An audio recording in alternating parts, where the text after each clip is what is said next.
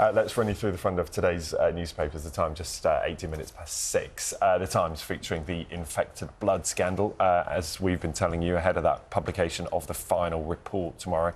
It also includes an interview with the Chancellor Jeremy Hunt, where he has vowed to secure justice for the victims.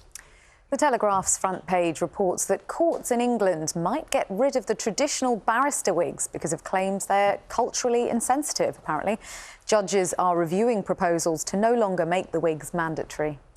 The Mail features this story about the preparations for the 80th anniversary of the D-Day landings. The paper reporting that there's only one plane that can take part in the parachuting display because of cuts to funding. And the Sunday People leads on a rise in calls to a stalking helpline in the wake of the Netflix series Baby Reindeer. The Susie Lamplugh Trust says there's been a 27% surge in a month since the programme came out.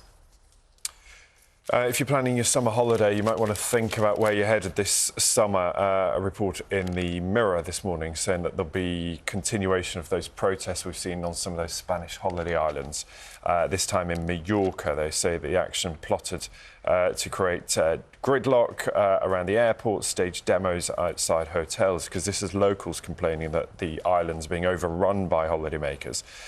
They say more than 2.3 million Brits, that's Brits alone, visit Mallorca every year. But at the same time, it's been pointed out, that also brings quite a lot of cash as well, raising £2 billion and creating jobs for the island. Yeah. So they say it's about a happy balance. Well, yeah, the latest in quite a few of those similar protests. Now, forget oysters. The Sunday Express says that the best aphrodisiac is doing the household chores for your other half, according to a poll. Yeah, do you reckon? What do you think? Like what, though? Well, so for men, the second best surprise chore gift was making the bed. Someone making the bed for you. But the first one was someone taking the bins out, and I can definitely see that, because honestly, forget chocolates, forget flowers, actually taking the bins out is one of the worst chores. So definitely my other half doing it is the biggest gift you could ever get.